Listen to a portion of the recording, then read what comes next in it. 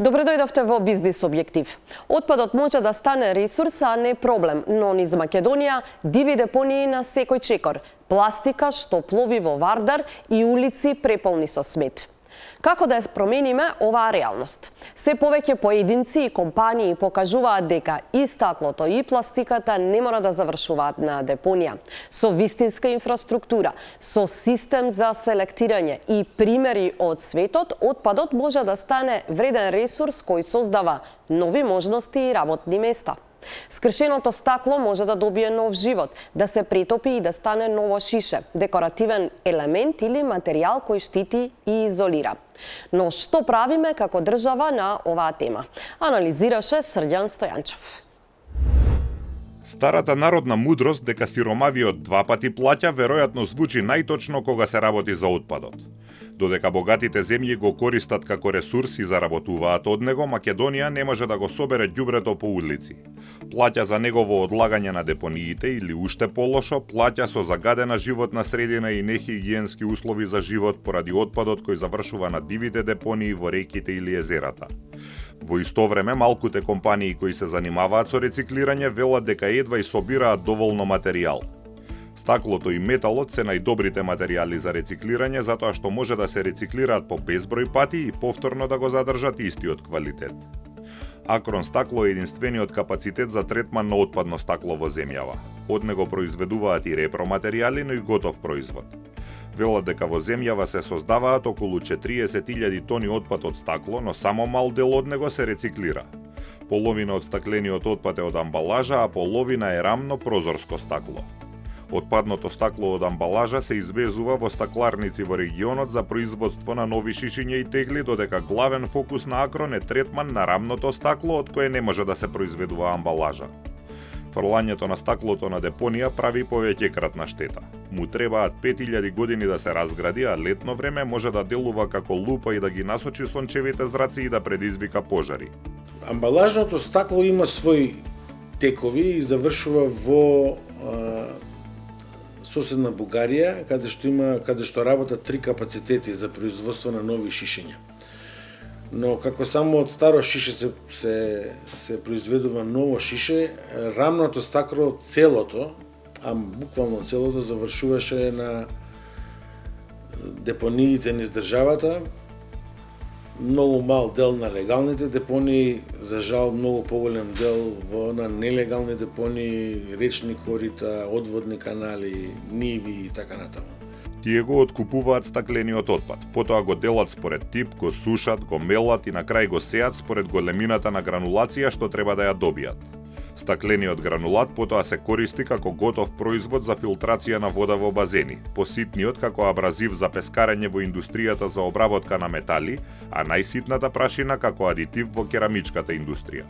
Прочистениот гранулат исто така го продаваат како репроматеријал во фабрики за производство на вештачки мермери. Сепак, нивниот капацитет е преработка на само 10% од стаклениот отпад што се создава во државата. Велат дека покажале дека може, а сега се фокусираат да најдат пари од европски фондови за проширување на капацитетите. Нашиот фокус е према правните лица, тие што работат со рамно стакло, и одговорноста дека производниот процес не е заокружен се додека не му најдете право решение, односно права крајна локација на отпадот. Генерално за оваа проблематика е потребна поддршка од пошироката општествена заедница, односно да се формира таа собирачка мрежа и да се капиларно од сите места каде што се создава стаклениот отпад да дојде во процес на рециклажа. Речиси, секој тип на отпад има некоја вредност, но тој процес на справување, логистика, транспорт и преработка има своји трошоци кои од некаде мора да се покријат. Не секогаш е тоа едноставна работа, поготово не во Македонија. Ако почне да се спроведува регулативата, ќе се најде и начин како тоа да дојде до крајната дестинација, односно во рециклажа. Според податоците на Државниот завод за статистика, во 2024 во Македонија биле создадени 790.000 тони комунален отпад, а биле собрани 637.000 тони. Тоа значи дека 20%, односно над 150.000 тони од отпадот воопшто не бил собран. Во земјава има 44 општински депонии и уште околу 1000 диви депонии, особено во руралните области. На ѓубриште завршува и што треба и што не треба. Според податоците на Европската агенција за животна средина од 2021 во земјава се рециклира меѓу 2 и 3% од комуналниот отпад и тоа пред се должи на неформалните собирачи кои го собираат на депониите и контейнерите и потоа им го продаваат на фирмите кои рециклираат. Отпадот од пакување се собира во посебни контейнери за стакло, хартија и пластика, но тие се недоволни, често далеку еден од друг, во многу случаи оштетени или наполнети со друго ѓубре. Фирмите кои се занимаваат со собирање на отпад за рециклирање велат дека тој процент во реалноста е многу повисок и се движи меѓу 6 и 8%, но тоа повторно е многу помалку од европскиот просек. Според Евростат, во Европската Унија се рециклира 48% од комуналниот отпад. Рекордер е Германија, која рециклира скоро 70% од ѓубрето, пошто следуваат Австрија и Словенија со над 60%. Најлошо во Европската Унија стојат Романија, Малта и Кипар, кои рециклираат под 15% од комуналниот отпад. Технолошко-металуршкиот факултет во Скопје работи на проект за изнаоѓање иновативни решенија за производи од рециклиран отпад. Под раководство на професор Игор Јорданов, во моментот работат на производство на филамент за 3D печатење од рециклирана пластика. Тестираат различни типови на пластика која инаку би завршила во ѓубре. Во лабораторијата Inofab Lab на факултетот, наменета за прототипирање и развивање технологии базирани на циркуларната економија, прво ја дробат отпадната пластика. Потоа, таа здробена пластика ја пелетираат, па пластичните пелети ги пуштаат во машини кои од неа прават нешто налик на рибарски конец. Него повторно го пелетираат и потоа од пелетите го произведуваат филаментот подготвен да се користи за 3D печатење. Од играчки и украси до делови за машини. Потоа филаментот од различни типови пластика оди на тестирање. Со овој проект ние сакаме да покажеме дека може во Македонија да се развиваат технологии кои што понатаму ќе се применат и апликативно, односно ќе се добие производ кој што на пазарот ќе може да се продаде. Освен овој проект, ние исто сме работеле на неколку проекти. Едниот е рециклирање на текстилен отпад и добивање на лејзибек, а другиот е користење на лушпи од Дорис, кои што прво ги користевме за прочистување на отпадни води како биосорбенти, а подоцна ги стававме во бекатон плочки за да ја намалиме масата на самата бекатон плочка и со тоа покажавме дека циркуларната економија може да се имплементира и во технолошки решенија во Република Македонија. Најдоа ли тие ваши, ајде да ги наречеме и откритија, примена во индустријата, се користат ли, се произведува ли тоа? Овие последните два што ги кажав, лејзи бегови од текстилен отпад и бекатон плочки од оризови лушпи не најдоа, меѓутоа ние го имаме технолошкото решение и може да го понудиме на некој заинтересиран финансиер кој што ќе го поддржи или ќе го земе и ќе го имплементира во некоја индустријска гранка. Од друга страна, рециклираниот филамент како производ има голем потенцијал, затоа што ние го добиваме според нашите пресметки за некои 8 до 10 евра, а на пазарот чини 20 до 25 евра. Ние во Македонија ни фали системско решение. Мора да имаме систем во кој што прво ќе го собереме, ќе го селектираме и на крајот ќе почнеме да го рециклираме отпадот и ќе добиеме производ кој што во некој случај ќе биде со помала употребна вредност, но во други случаи може да биде со поголема употребна вредност, односно така наречено апсайклинг. На Македонија и недостига и легислатива, но уште повеќе спроведување на законите кои се носат.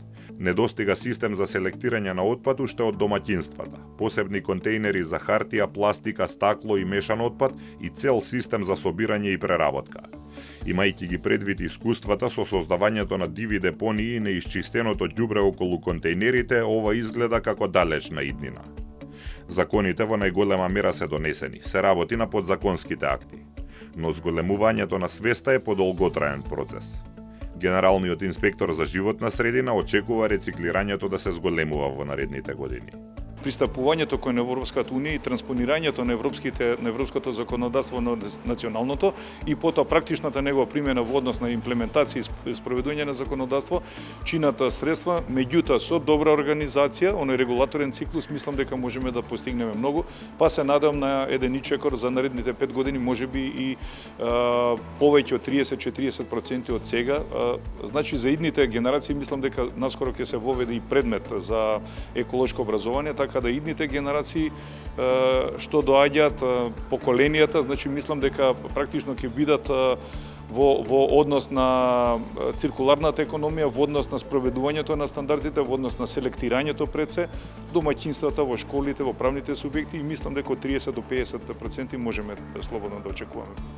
Кога се зборува за справувањето со отпадот, често се зборува за циркуларна економија.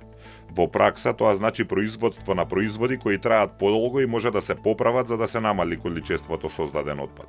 Се користат материјали кои потоа ќе може да се рециклираат за на депонија да заврши што е можно помалку, а и тоа што ќе заврши побрзо да се распадне. Во последните години се забележува пораст на бројот на граѓани кои вршат селекција на отпад, што представува позитивен чекор кон поголема еколошка свест. Сепак, свеста кај населението се уште не е на задоволително ниво. Филип Ивановски од компанијата Пакомак нагласува дека за да се постигнат подобри резултати во управувањето со отпадот, неопходно е да се подобри инфраструктурата, но и да се воведе поефикасен систем на казни за оние што ја загадуваат животната средина. Филип Ивановски, добро дојдовте во Бизнис Објектив. Добре ве најдов, благодарам што изразивте интерес за нас.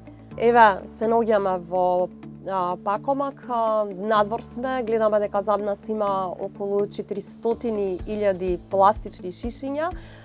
Каде ќе завршат овие пакувања? Во Вардар или? Не, овие пакувања што ги гледате позади, веројатно за 3 до 4 дена ќе бидат избалирани и спремни да се однесат на рециклирање. Прво во друга фирма во Македонија, а потоа таа ги извезува најчесто во регионот, во Европска унија, Белгија, Германија, Литванија, така да сигурно нема да завршат во Вардар. Тоа значи дека се што собирате го носите надвор од државата, го извезувате? Па за жал да, пластиката, лименките, хартијата, речиси се, освен дел од најлонот, завршува надвор од државата. И тоа е еден од работите на кои треба да поработиме не само ние како Пакомак, туку и државата, да створиме некои регионални капацитети за рециклирање. Додека сме на оваа тема, го споменавме Вардар, свидоци бевме како пред известно време практично беше полн со пластика, пловеше во реката. Зошто нема начин тоа да се смени со поставување на мрежи? Дали се размислува можеби за такво нешто?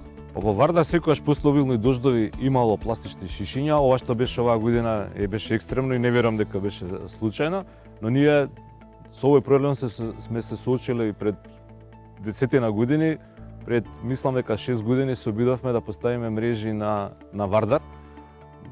Некои иновации правевме, она што се соочиме како проблем е прво никој не е надлежен да ви даде дозвола да поставите таква мрежа заштитна пречка на Вардар, каде што ќе ги сопира тие шишиња и ќе ги насочува кон бреговите, каде што потоа со мрежи ќе се извадат. Но ние тогаш пробавме некој експеримент да направиме, негде на излез од Скопје беше кај Керамидница. Прешироко е тука, мрежата се покажа дека на средина сепак пропушта шишиња и се откажевме, но мислам дека и сега со новиот градоначелник постои желба да поставиме можеби на влезот на Лепенец во Вардар и на Вардар пред да влезе Лепенец, каде што се и струите и водата помали и би можело да се постават такви мрежи. Но тоа е само прилагодување на проблемот, реално ние не треба да имаме пластични шишиња во реките. Да, не треба да имаме и затоа е прашањето колкава е свесноста и како би оцениле моменталната состојба со рециклирањето во Македонија? Иако официјално, ако погледате на Завод за статистика, веројатно ќе видите дека само 1% се рециклира од вкупниот отпад и по наша предпоставка во Пакомак тоа е повеќе, значи најмалку 7 до 9% од вкупниот отпад, бидејќи само отпад од пакување се собира некаде околу 60.000, а вкупната количина отпад што се создава е негде околу 600.000 максимум, така да веројатно реалната ставка меѓу 7 и 10% да кажам. Што се однесува до свеста, во споредба со пред 15 години, кога почнавме ние да работиме и сега, ако погледнете, ние правиме истражувања на секои 2 години на јавната свест. Има значителен напредок, но за жал се уште не сме ја прекршиле точката кога бројот на граѓани кои селектираат секогаш или често ги надминува оние што не селектираат или никогаш не би селектирале. Но многу сме близко до тоа. Тоа е заради свесноста или заради лошата инфраструктура или можеби комбинација од повеќе фактори игра влијание? Да, обично е комбинација. На почеток ние мислевме доволно да ставите контењери. Имаме ние градови каде што се покриени, што се вика по норматив со број на контењери за селекција, па не се селектира ништо. Туку комбинација, треба да има инфраструктура и треба да има свесност. Едното без другото не оди. Може да имате супер инфраструктура ако граѓаните не се совесни да селектираат џабевија и обратно може да имате висока свест ако немате опција каде да го селектират отпадот, исто е непродуктивно и ние пробуваме овие 15 години да работиме паралелно и на двете работи, но еве да завршам, сепак на крај по 15 години сметаме дека освен стимулации за граѓаните кои го селектираат отпадот, како што и ова што гледате позади вас, за секоја пуштена парча амбалажа ние даваме половина денар како стимулација. Значи, освен стимулациите треба да има и одредени казнени мерки за оние што ја загадуваат животната средина, да речеме. Гледаме дека казнените мерки, иако на закон постојат, сепак некако како тешко да се спроведуваат во... Тоа е наша, не само на отпадот, генерално болка на целото општество, неказнивоста за било што, значи едно од помалите прекршоци, така да кажам, но што е многу видливо. Тој што го направил тоа се еве конкретно со шишињата во Вардар што беа испуштени, што верувам дека толку шишиња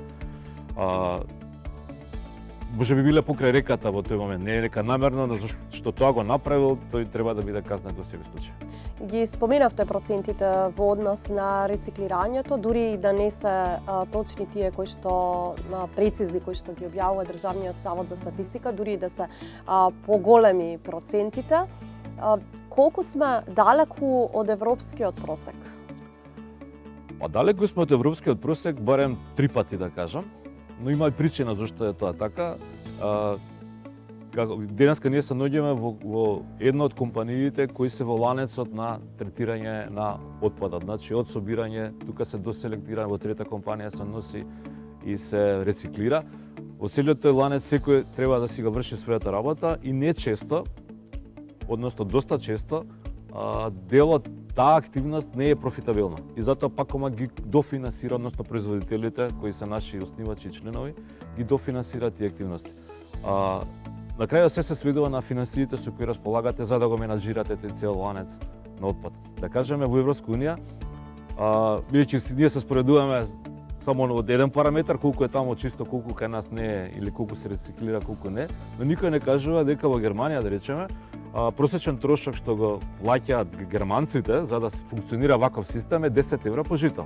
Значи Германија има 80 и нешто милиона, 800 милиона се само за отпад од пакувања по глава на жито што се собираат преку фирми колективни и така натаму што го рециклираат отпадот. Во Македонија таа бројка е некаде околу веројатно, ако имаме 1.800.000 жители, не е повеќе од 2 евра. Можеби тоа е премногу. И сега не можете вие со 2 евра да очекувате да имате систем што чини 10 евра. Да, но што е друго и поразлично од аспект на технологија, регулативи, едукација? Технологијата е достапна денеска, значи не е веќе нешто што е тајна и можете да земете за не знам, од ранг 10 милиона евра може да имате супер технологија. Регулативата исто не е доста усогласена со Европската унија. Она што е проблем е нашата култура, значи совеста на граѓаните и неимплементацијата на казнените мерки. Бидејќи ниту Германија, ниту Швајцарија со кои се споредуваме, ниту Словенија и Хрватска е поблиско да земе примери, не се тоа што се денеска од аспект на животна средина, затоа што само се ослониле на совеста на граѓаните, туку ги имплементираат казнените мерки. Да, и тука доаѓаме до таа споредба со регионот и кои се можностите за заедничка соработка, регионалната? Можностите се постојат, бидејќи ниедно земјите во конкретно Западен Балкан нема доволно отпад и цел да го собере за да се отвори капацитет за рециклирање на тој тип на отпад. Бидејќи најчесто овие индустрии се зависни од економија на обем, значи треба да имате голема, да процесирате големи количини за да некој инвестира во тоа. Затоа ние гледаме перспектива во отварање на некој регионален центар, да речеме конкретно за пластика, можеби во Македонија, каде што би се носела пластичните шишиња и од Косово, и од Албанија, и од Грција северна, и можеби од Јужна Србија. Можеби во Србија, извинете, би се носела цела хартија, стаклото би се носило или во Бугарија и во Грција, и регионот би бил, да кажеме, со центри што би имале доволно суровина на влез, да може да бидат и рентабилни и да дадат некоја вредност и за компаниите тука, да имат блиску после готов репроматеријал, гранулат, стаклени шишиња, поевтини и така натаму. Зошто е тоа, неостварливо или има ли можеби шанси такво нешто да се... Па, зашто е неостварливо? Остварливо е, едноставно не било високо на... Треба да има пред се политичка поддршка, добра волја и да се бутка на некој повисоко ниво, и за жал овие 30 на години екологијата не била високо на политичките агенди на ниту една политичка гарнитура, но се менува и во тој дел, мислам дека полека се менуваат работите, така да доволно е само законите да се согласат во делот на преминување на граница на вакви типови отпад, кои се неопасни, да може да биде тоа слободно, да биде транспарентно. Многу е битно целата тоа постапка да биде транспарентна, за да не се плашат граѓаните дека влегува можеби нешто што е токсично и можеби загадува животот. Тоа е главниот страх, што е она што би увезувале. Значи, да се постави регулативата поотворена према сите држави меѓу себе и да се транспарентно, да се знае што влегува и што не излегува. Значи да има контролни механизми, да се провери. Во кои што во моментов граѓаните не веруваат дека ќе се изврши таа контрола на соодветно ниво. Граѓаните не веруваат во институциите и она што предстои веројатно како тежок процес. Не е тој тежок, него треба да се изведе како процес, доколку се сака, е да се врати довербата на граѓаните во институциите. Кои материјали всушност се оние кои што најчесто се рециклираат во Македонија? Па како што Овде гледаме пластика и лименки гледате овдеки, тоа е нешто што најчесто се субира. Втор материјал е хартијата, која пред се има во комерцијалните објекти каде што се распакува нешто што доаѓа на палета, па внатре имате, речеме, 50 чоколади, па кутијата, најлонот и така натаму. И трет материјал што најмногу го собираме е стаклото. На што посебно сме горди, бидејќи ние како пакова преку нашиот систем собираме речиси половина веќе од тоа што се пушта на цела територија на Македонија, ние го собираме и го носиме во Бугарија конкретно, каде бидејќи тоа ни е најблиска фабрика за стакло што е до нас, и стаклото генерално, бидејќи е ефтин материјал, не може да го носите далеку, да патува, па да само да имате што помалку загуба е работата, не да ќе. Го собирате од угостителски објекти? Да, го собираме од преку 2000 угостителски објекти во Македонија, 1000 од Скопје, 1000 надвор од Скопје, и го собираме од улица, од граѓаните, така да секаде каде што мислиме дека има потенцијал да се собере стакло, и сега го надградуваме тоа во комуникација со фирмите што даваат производи во стакло, каде го продаваат најмногу, за да таму се фокусираме и го собереме целото. Колкав извоз сега правите годишно? Колкави се бројките? Пакомак не прави извоз. Пакомак според законот е фирма што го менаџира текот на отпад, и затоа реков различни чинители се во тој ланец. Ова е само еден од чинителите, имаме. Колку собирате за да дадете на фирмите? Ние собираме 37.000 тона. Оваа година ќе завршиме со 37.000 тони отпад од пакување, околу 15.000 тона хартија, можеби повеќе, стакло околу 8.000, пластика околу 6.000, значи вкупно 37.000 тона во вредност, ако сакате конкретно. Можете да го помножите тоа, фирмите што го извезуваат, може да го помножите грубо по 100 евра, значи тоа е 3.700.000 мислам евра би требало да биде материјал. Со тоа што има потенцијал. Да, тоа е колкав е потенцијалот за воиднина? Во главно, ако плюс се доработи, овдека веројатно може да дојде до 20 на 30 милиона евра годишно. Ќе успели Македонија да ги достигне оние цели кои што се поставени како европски цели за отпад до 2030 година за 65% да биде практично дел кој што се селектира од? Ние како Пакомак сме одговорни за количините кои фирмите ги превозуваат кај нас. Тоа е некаде околу 55.000 тони отпад годишно. Ние од тие 55, кажав, веќе 37.000 ќе собираме. Но на национално ниво тие количини се многу поголеми и за национално ниво одговара државата. не е недостижна. Ние уште пред 2 години почнавме да развиваме план и стратегија како до 2030 ние да ги исполниме, но како најголем колективен постапувач да ги повлечеме и другите и фактички да успее и државата да ги постигне целите. Како да се... За стакло сме доста сигурни дека ќе ги исполниме, треба 70%, ние сме сега негде околу 58% стапка на собирање. За пластика е проблем и затоа ние почнавме со машините, особено овој период кога цените на берза се многу ниски, навистина треба да дофинансирате да се собира. Хартија веројатно ќе го исполниме. Она што е проблематично се елементите и пластиката се разбира ако застанеме да инвестираме во собирање на пластика, машини, контејнери на улица и така натаму. Филип Ивановски, ви благодарам за разговорот. Благодарам и на вас што ете излеговме на терен да видите навистина каде завршува отпадот што граѓаните го пуштаат во нашите машини и контејнери. Благодарам.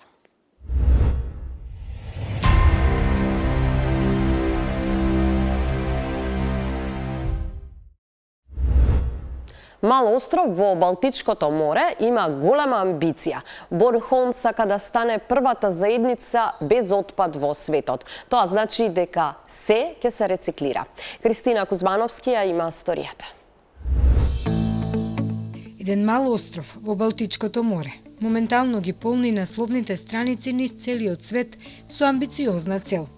Борнхолм со своите 500 до 600 илјади туристи годишно си поставил цел да стане првата заедница без отпад во светот. Ова значи дека се треба да се рециклира, а депониите и постројките за согорување на отпад треба да станат непотребни. So people can walk around Rønne in a wood or in a forest and in nature and then you can go up here and look out of Rønne. Според раководителот за животна средина Јустенсен, 70% од целиот отпад во местото веќе може да се рециклира. За да го направат ова, тие го делат во 72 различни категории. Секоја година се додава по една нова категорија. Жителите во Борнхолм мора да го одделат својот отпад во 12 различни категории. За таа цел им се дадени неколку контејнери со повеќе прегради. А за да се осигураат дека никој нема да се збуни, има кратки објаснувачки видеа. Секој што го одделува својот отпад погрешно, добива белешка од собирачот на отпад, како предупредување и неговата контејнерска канта не се празни.